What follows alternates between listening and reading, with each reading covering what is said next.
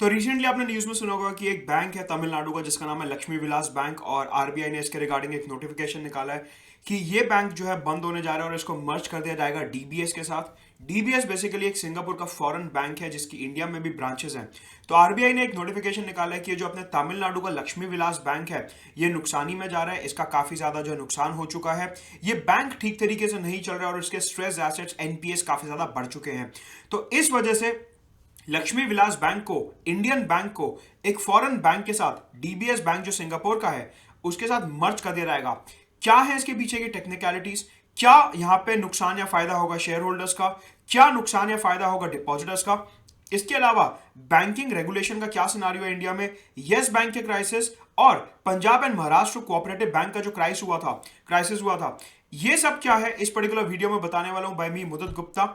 आगे बढ़ने से पहले अनअकैडमी पर सब्सक्राइब करने के लिए you can use my referral code Madad Gupta for 10% discount plus, और आइकॉनिक सब्सक्रिप्शन के लिए, पर्सनलाइज गाइडेंस, डेली मेंटरशिप के लिए आप ये रेफरल कोड यूज कर सकते हैं मदद गुप्ता फॉर 10% डिस्काउंट। इसी के अलावा अनअकैडमी पे हमारे दो स्पेशल डेडिकेटेड टेलीग्राम चैनल्स हैं, एक है अनअकैडमी आर्टिकुलेट के नाम से और एक है अनअकैडमी कोर्सावी के नाम से। दोनों के लिंक्स आपको नीचे डिस्क्रिप्शन बॉक्स में मिल जाएंगे।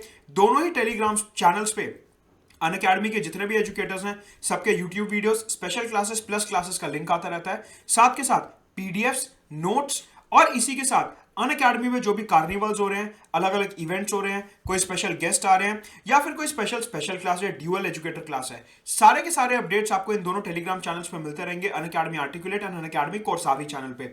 दोनों का लिंक आपको नीचे डिस्क्रिप्शन बॉक्स में मिल जाएगा। यहीं पे ही आपको फ्री टेस्ट सीरीज की notification, civil services optional, GS, current affairs, T20 test series, current affairs PDF, सब कुछ एक ही जगह पे आपको मिल जाएगा इन दोनों टेलीग्राम चैनल्स पे।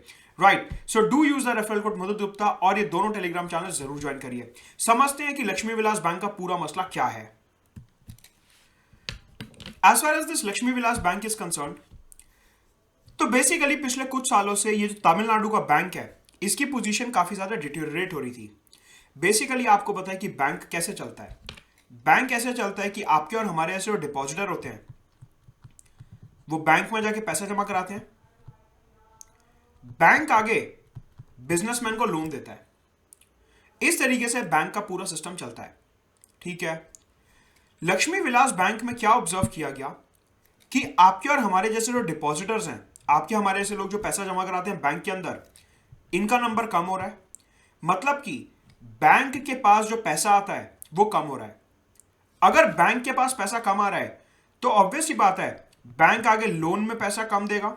अगर बैंक में डिपॉजिट ही कम आएगा, आपके और हमारे ऐसे लोग पैसा ही कम डिपॉजिट कराएंगे, तो ऑब्वियस सी बात है कि बैंक आगे लोन में पैसा कम देगा। क्योंकि बैंक आगे लोन में पैसा कम दे रहा है तो बैंक की प्रॉफिटेबिलिटी गिर रही है। सीधी सी बात है, लोन्स के थ्रू बैंक जो है काफी ज्यादा पैसा कमाते हैं। लोन्स में इंटरेस्ट के फॉर्म में जो बैंक को पैसा मिलता है, बैंक्स उससे काफी ज्यादा पैसा कमाते हैं।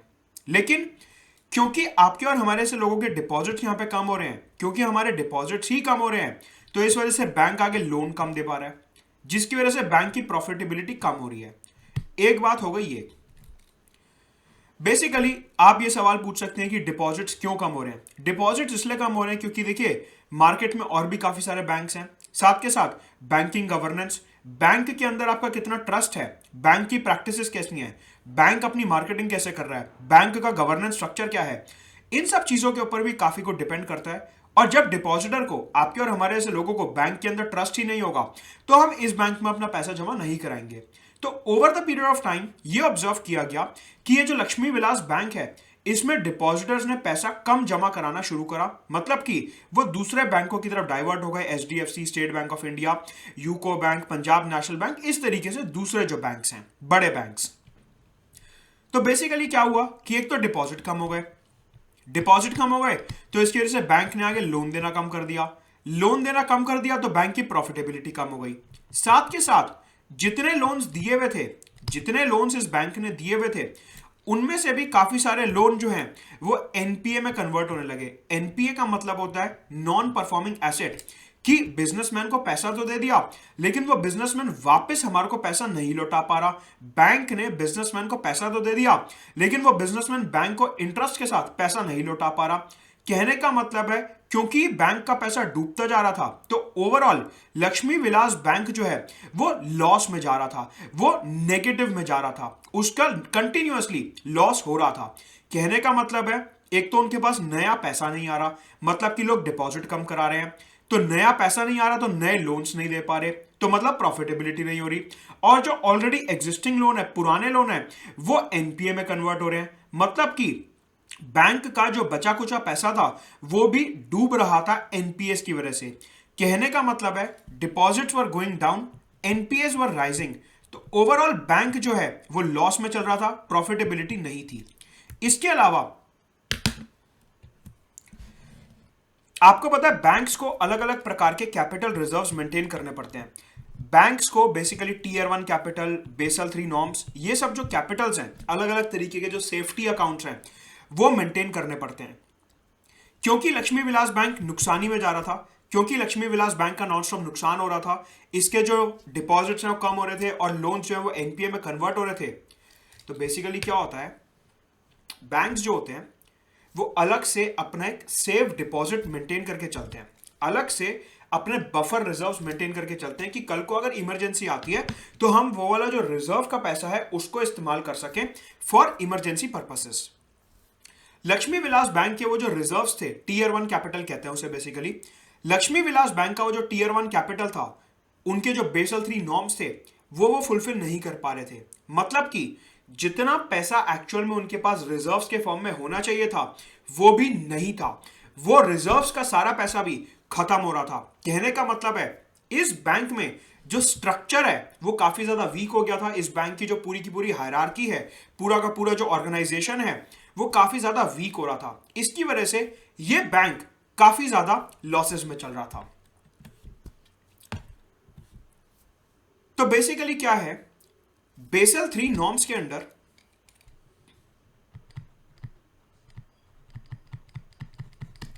बेसल 3 नॉर्म्स के अंडर एक रेशियो होता है जिसका नाम है capital to risk weight adequacy ratio, इसे CRAR भी बोला जाता है। बेसिकली ये हमारे को ये बताता है कि एक बैंक के पास कितना कैपिटल बफर है, उसने अपनी एक सेपरेट अलमीरा में कितना पैसा जमा करके रखा हुआ है बुरे टाइम के लिए, इमरजेंसी के लिए। आरबीआई कहता है कि ये जो आपका capital to risk weight asset ratio है, this should be maintained at 9%। कहने का मतलब है आपका कैपिटल इतना होना चाहिए कि वो at least 9% of the risky assets हो। बैंक ने जितने लोन दे रखे हैं, बैंक ने जितने रिस्की लोन्स दे रखे हैं, उसका 9% पैसा आपको अलग से अलमारी में रखना है। कहने का मतलब है लेट अस से एक बैंक ने 100 रुपए के रिस्की लोन्स दिए हुए हैं। रिस्की लोन्स क्या, ये नाम क्या है, capital to risk weight asset ratio, capital to risk weight asset ratio. Bank ने अगर 100 रुपए के रिस्की लोन्स दे रखे हैं तो इसका 9% मतलब कि 9 रुपए आपको अलग से एक अलमारी में रखना है to maintain CRAR, to maintain CRAR। मतलब कि आरबीआई ने ये प्रिस्क्राइब करा हुआ है, बेसिकली ये बेसल 3 नॉर्म्स के अंडर आता है पूरा का पूरा। बेसल 3 नॉर्म्स और आरबीआई ने मिलकर डिसाइड करा कि आपका जो CRAR है, जो capital to risk weight adequacy ratio है, वो 9% पे होना चाहिए। कि अगर आपने 100 रुपए के रिस्की लोन दे रखे हैं तो एटलीस्ट 9 रुपए आपको अलग से एक अलमीरा में रखने हैं टू टैकल द रिस्क। लेकिन लक्ष्मी विलास बैंक का जो CRAR था ये -2.85% चल रहा था, मतलब कि नेगेटिव में जा चुका था। कहने का मतलब है इनको जितना कैपिटल मेंटेन करना था वो तो भूल ही जाओ, बल्कि इनका वो कैपिटल वाला अकाउंट भी नुकसानी में चल रहा था, मतलब कि उसमें भी इनका कोई ना कोई घोटाला हो चुका था, उसमें भी इन्होंने वहां पे उधारी कर रखी थी। कहने का मतलब है बैंक को सेफ्टी के लिए जो 9% का CRAR मेंटेन करना था, पॉजिटिव 9% का, वो लक्ष्मी विलास बैंक का नेगेटिव में चल रहा था, मतलब बिल्कुल उल्टा चल रहा था। इतना ज्यादा वीक ये बैंक था कि इनके पास सेफ्टी के लिए कोई पैसा ही नहीं था, इमरजेंसी टाइम के लिए कोई इनके पास कैपिटल ही नहीं था, बुरे टाइम के लिए इनके पास पैसा ही नहीं बचा था। इतना ज्यादा नुकसान में बैंक आ चुका था। तो एक बात तो ये हो गई कि लक्ष्मी विलास बैंक के एनपीएस बढ़ रहे थे, डिपॉजिट्स कम हो रहे थे, इनका जो कैपिटल बफर था, जो कैपिटल बेस होना चाहिए था आरबीआई के प्रिस्क्राइब नॉर्म्स के अकॉर्डिंग, वो एकदम उल्टा चल रहा था। मतलब कि 9% का CRAR होना चाहिए था और इनका एक्चुअल में -2.85% चल रहा था। एक बात तो ये हो गई। दूसरी बात, पिछले साल की बात है, आरबीआई ने लक्ष्मी विलास बैंक को प्रॉम्प्ट करेक्टिव एक्शन के अंडर भी डाला था। बेसिकली क्या होता है, जिन बैंक्स का एनपीए बढ़ने लगता है, नॉन परफॉर्मिंग एसेट, जिन बैंक्स का नुकसान बढ़ने लगता है, आरबीआई पहले उन्हें प्रॉम्प्ट करेक्टिव एक्शन में डालता है। ये एक आरबीआई का प्लान है, एक आरबीआई की पॉलिसी है। प्रॉम्प्ट करेक्टिव एक्शन के अंदर क्या होता है, आरबीआई जो है स्ट्रिक्ट नजर रखता है बैंक के ऊपर, बैंक की गवर्नेंस के ऊपर, कि ये ज्यादा खर्चा ना करें, नई नई ब्रांचेस ना ओपन करें, लोन्स सोच समझ के दें, किसी को भी लोन ना दे दें, नुकसान कम करें और अपनी गवर्नेंस को ठीक करें। इसे कहा जाता है प्रॉम्प्ट करेक्टिव एक्शन, जो आरबीआई लेके आया था एनपीएस को कंट्रोल करने के लिए। तो सबसे पहले क्या हुआ, जब आरबीआई ने पहली बार देखा कि लक्ष्मी विलास बैंक के नुकसान बढ़ते जा रहे हैं, एनपीएस बढ़ते जा रहे हैं, डिपॉजिट्स कम हो रहे हैं, तो आरबीआई ने इनको ठीक करने के लिए सबसे पहले इन्हें प्रॉम्प्ट करेक्टिव एक्शन में डाला। लेकिन प्रॉम्प्ट करेक्टिव एक्शन के बाद भी कुछ नहीं हुआ, नुकसान बढ़ता रहा, एनपीएस बढ़ते रहे, डिपॉजिट्स कम होते रहे, बैंक का कैपिटल कम होता रहा, सीआरएआर गिरता रहा, और जो बैंक का एक टर्न अराउंड की बात हो रही थी कि बैंक का टर्न अराउंड हो जाएगा, बैंक प्रॉफिटेबल हो जाएगा, वैसा नहीं हुआ। प्रॉम्प्ट करेक्टिव एक्शन के अंडर आने के बावजूद, आरबीआई की जो पॉलिसी है इसके अंडर आने के बाद भी लक्ष्मी विलास बैंक का रिवाइवल नहीं हुआ और इसके नुकसान बढ़ते रहे। तो फाइनली अब जाके इनकी ये स्थिति देखते हुए कि इनसे नहीं हो पाएगा, आरबीआई ने इनका मर्जर प्लान करा है डीबीएस बैंक के साथ। क्या है पूरा मसला, अभी और डिटेल में बताने वाला हूं। तो आरबीआई का बेसिकली प्लान ये है, सबसे पहले इन्होंने क्या करा, लक्ष्मी विलास बैंक का जो बोर्ड ऑफ डायरेक्टर्स है, जो पूरे के पूरे बैंक का मैनेजमेंट देखता है, कंट्रोल, ओनरशिप देखता है, उनको बोला कि अब आपसे काम नहीं संभल रहा है, आपकी हो गई है छुट्टी।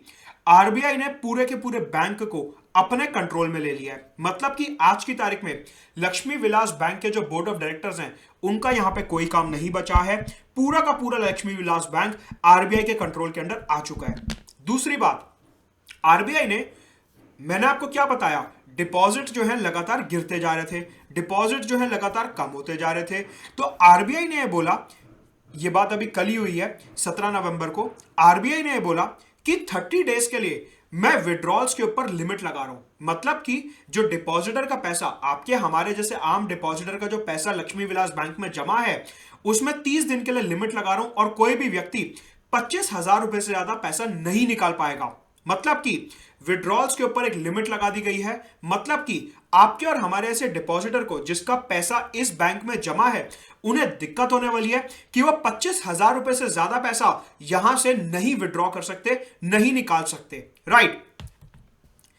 तीसरी बात, आरबीआई ने बोला, एक तो मैनेजमेंट मेरे हाथ में आ गई, मतलब आरबीआई के हाथ में। आरबीआई ने बोला मैं किसी को 25,000 रुपए से ज्यादा नहीं निकालने दूंगा 1 महीने के लिए। तीसरी बात, लक्ष्मी विलास बैंक का जो बोर्ड ऑफ डायरेक्टर है, उनसे मैनेजमेंट नहीं समझ रहा है, तो ये जो लक्ष्मी विलास बैंक है, इसको अब मैं मर्ज करने जा रहा हूं डीबीएस बैंक के साथ। जो सिंगापुर का डीबीएस बैंक है, उसके साथ मैं लक्ष्मी विलास बैंक को मर्ज करने जा रहा हूं। तो डीबीएस बैंक जो कि सिंगापुर का बैंक है, उसकी इंडिया वाली ब्रांच के साथ, इंडिया वाली मैनेजमेंट के साथ लक्ष्मी विलास बैंक का मर्जर कर दिया जाएगा। और यहां पे बोला गया कि ये जो डीबीएस बैंक है सिंगापुर वाला, ये 2500 करोड़ रुपीस इन्फ्यूज करेगा लक्ष्मी विलास बैंक में। ये जो 2500 करोड़ रुपए डीएसबी लक्ष्मी विलास बैंक में इन्वेस्ट करेगा, इन 2500 करोड़ रुपए से लक्ष्मी विलास बैंक का जो कैपिटल बेस है, सीआरआर, उसे ठीक करा जाएगा। और इसमें से कुछ पैसा आगे नए लोगों को लोन देने में, जिससे कि बैंक की प्रॉफिटेबिलिटी बढ़ सके, उसमें भी इस्तेमाल किया जाएगा। मतलब कि ये जो डीबीएस बैंक 2500 करोड़ रुपए लक्ष्मी विलास बैंक में इन्वेस्ट करेगा, इसको बैंक की गवर्नेंस, बैंक का कैपिटल और बैंक के लोन्स सुधारने में मदद की जाएगी।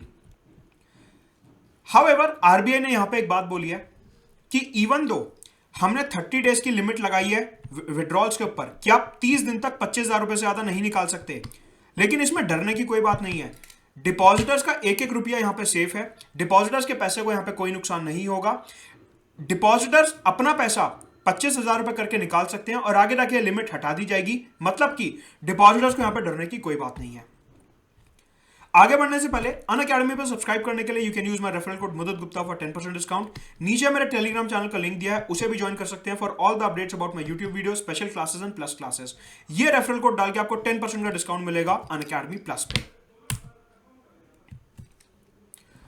तो मैंने आपको बताया कि आरबीआई ये कहता है कि जो सीआरआर है वो 9% होना चाहिए। As per the RBI norms जो सीआरआर है वो 9% होना चाहिए, मिनिमम 9% होना चाहिए CRR. As per the calculations of RBI, RBI ने यह बोला कि जब डीबीएस बैंक को लक्ष्मी विलास बैंक के साथ मर्ज कर दिया जाएगा तो भी डीबीएस बैंक जो है स्ट्रांग रहेगा और इसका जो सीआरएआर है वो 12.51% का रहेगा। तो देखो कितना स्ट्रांग बैंक है ये जो डीबीएस बैंक है, ये कितना स्ट्रांग बैंक है कि लक्ष्मी विलास जैसे डूबे हुए बैंक को मर्ज करने के बाद भी इनका जो सीआरएआर है, इनका जो कैपिटल बेस है वो 12.51% का रहेगा, मतलब कि 9% से भी 3.5% ज्यादा, मतलब इतना स्ट्रांग बैंक है। और इसीलिए आरबीआई ने डीबीएस बैंक को चूज करा क्योंकि इनका सीआरएआर काफी ज्यादा स्ट्रांग है and even Lakshmi Vilas bank को मर्ज करने के बाद भी इनका सीआरएआर काफी ज्यादा स्ट्रांग रहेगा, हेल्दी रहेगा। मतलब कि अगर लक्ष्मी विलास बैंक को डीबीएस बैंक में मर्ज कर भी दिया जाता है तो डीबीएस बैंक के ऊपर कोई असर नहीं पड़ने वाला, रादर उनका तो बिजनेस वैसे ही चलता रहेगा। साथ के साथ ये जो डीबीएस बैंक है ये लक्ष्मी विलास बैंक की जो पुअर गवर्नेंस है, पुअर बैंकिंग गवर्नेंस है, इसको भी ठीक करेगा and it will help in the turn around of the bank. यहां पे आरबीआई ने एक बात और बोली और वो बात यह है कि जो लक्ष्मी विलास बैंक के शेयर होल्डर्स हैं, जो लक्ष्मी विलास बैंक के शेयर होल्डर्स हैं जिन्होंने निफ्टी सेंसेक्स में लक्ष्मी विलास बैंक के शेयर्स खरीद रखे हैं, उनको यहां से कोई पैसा नहीं मिलने वाला, उनका पैसा डूब चुका है। कहने का मतलब यह है कि आरबीआई ने अपने नोटिफिकेशन में यह बोला कि देखिए जो शेयर कैपिटल है लक्ष्मी विलास बैंक का, मतलब कि लक्ष्मी विलास बैंक ने शेयर होल्डर्स को शेयर इशू करके जो पैसा रेस करा था, देखिए एक जो बैंक होता है वो दो तरीके से पैसा रेस करता है, एक डिपॉजिटर से कि आपके और हमारे ऐसे लोग जो हैं बैंक में जाके पैसा जमा करा रहे हैं, और दूसरा शेयर होल्डर से। इन दो तरीकों से बैंक जो है पैसा रेस करता है। आरबीआई ने क्या बोला, मैंने अभी आपको क्या बताया कि जो डिपॉजिटर हैं जिन्होंने अपने सेविंग्स बैंक अकाउंट में पैसा जमा करा रखा है, इनका पैसा एकदम सेफ है। ये जो डिपॉजिटर हैं आपके और हमारे ऐसे लोग जिन्होंने अपना 1000 रुपए, 10,000 रुपए, 20,000 रुपए जमा करा रखा है लक्ष्मी विलास बैंक में, उनका पैसा एकदम सेफ है।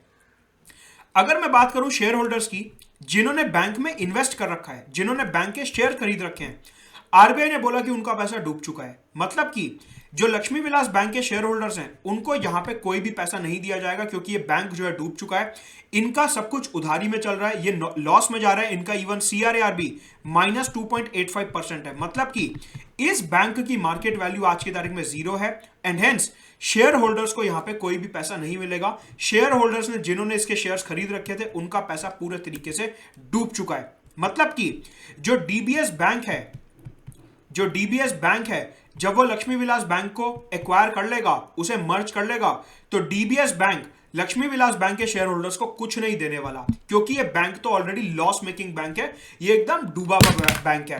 राइट, एक एग्जांपल मैं आपको देता हूं।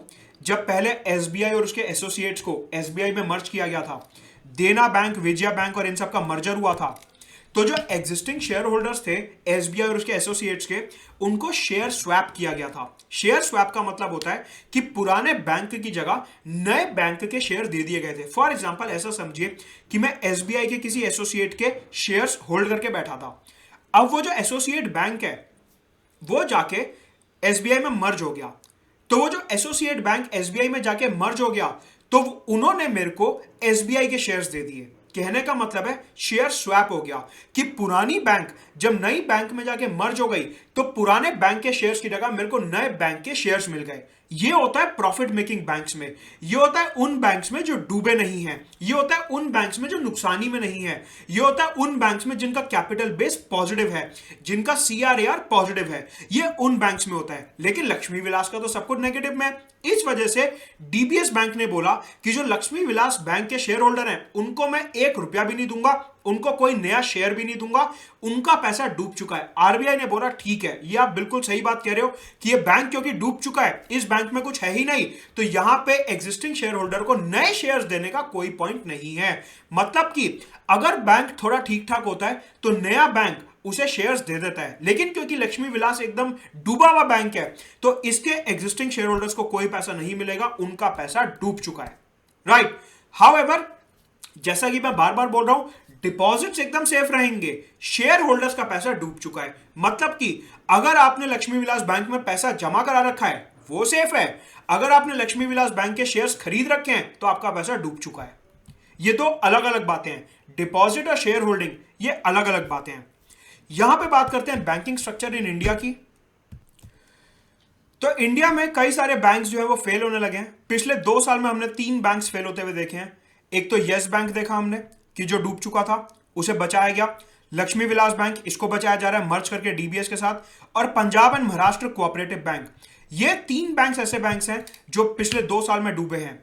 ये हमारे को दिखाता है कि इंडिया का जो बैंकिंग स्ट्रक्चर है, इंडिया की जो बैंकिंग गवर्नेंस है, वो काफी ज्यादा वीक है। इन बैंक्स के जो बोर्ड ऑफ डायरेक्टर्स हैं, इन बैंक्स की जो इंटरनल मैनेजमेंट है, बिजनेस ड्रिवन डिसीजंस हैं, वो काफी ज्यादा स्ट्रांग नहीं है, कहीं ना कहीं उनमें वीकनेस है।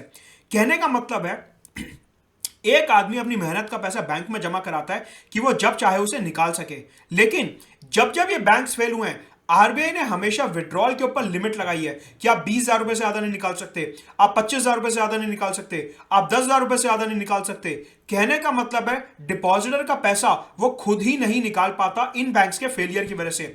और जब भी इन बैंक्स का कोई ना कोई फेलियर होता है, तो हमेशा आपके और हमारे जैसे डिपॉजिटर का इन बैंक्स में जो ट्रस्ट है वो कहीं ना कहीं हिलने लगता है। कहने का मतलब है शेयर होल्डर्स का नुकसान होता है अलग, सीधी सी बात है, कोई इन्वेस्टर इन बैंक्स में पैसा नहीं लगाएगा अगली बार कि इंडिया के बैंक्स तो डूबने लगते हैं। डिपॉजिटर, आपके हमारे ऐसे लोग, बैंकिंग में कहीं ना कहीं ट्रस्ट हिलता है कि यार बैंक तो इंडिया में कभी भी डूब जाता है, हम इनकी गवर्नेंस को किस तरीके से सुधारें। एक बात। तीसरी बात, डिपॉजिटर्स के ऊपर मॉरेटोरियम लगा दिया रहता है कि आप 20,000 रुपए से ज्यादा नहीं निकालोगे, 10,000 रुपए से ज्यादा नहीं निकालोगे, 25,000 रुपए से ज्यादा नहीं निकालोगे। कहने का मतलब है अगर कोई इमरजेंसी है, हम पैसा चाहते हैं, अपना खुद का पैसा निकालना चाहते हैं, वो भी नहीं निकाल पाते। कहने का मतलब है ये जो बैंक्स हैं, इनकी वजह से शेयर होल्डर्स और डिपॉजिटर्स को काफी ज्यादा प्रॉब्लम होती है। तो वे फॉरवर्ड ये रहेगा कि RBI should come up with proper robust monitoring system, जिससे कि इन बैंक्स की गवर्नेंस को सुधारा जा सके और over the period of time जनता का बैंकिंग में ट्रस्ट दोबारा से रीगेन कराया जा सके। आगे बढ़ने से पहले to subscribe to Unacademy you can use my referral code Madad Gupta for 10% discount. Simply मेरा नाम डालना है, you will get 10% discount on Unacademy plus और आइकॉनिक सब्सक्रिप्शन के लिए customize guidance, personal mentorship, daily answer writing, test series, pre और mains दोनों की, GS, current affairs, CSAT optional, Unacademy के जितने भी टॉप एजुकेटर्स हैं सबके लाइव और रिकॉर्डेड क्लासेस का एक्सेस मिलेगा। नीचे डिस्क्रिप्शन बॉक्स में मेरा टेलीग्राम चैनल दिया, उसे जरूर ज्वाइन करिए। साथ के साथ अनअकैडमी के 2 टेलीग्राम चैनल्स हैं, एक अनअकैडमी आर्टिकुलेट और एक अनअकैडमी कोर्सावी। इन दोनों टेलीग्राम चैनल्स को आप ज्वाइन कर सकते हो। यहां पे जितने भी अनअकैडमी के एजुकेटर्स हैं, उनके पीडीएफ्स, नोट्स, क्लासेस के लिंक्स, जितने भी टेस्ट सीरीज हो रही हैं, इवेंट्स हो रहे हैं, कार्निवल्स हो रहे हैं, सबका एक्सेस एक ही जगह आपको मिलेगा अनअकैडमी के दोनों ही टेलीग्राम चैनल्स पे, अनअकैडमी आर्टिकुलेट और अनअकैडमी कोर्सावी पे। This is it from this class.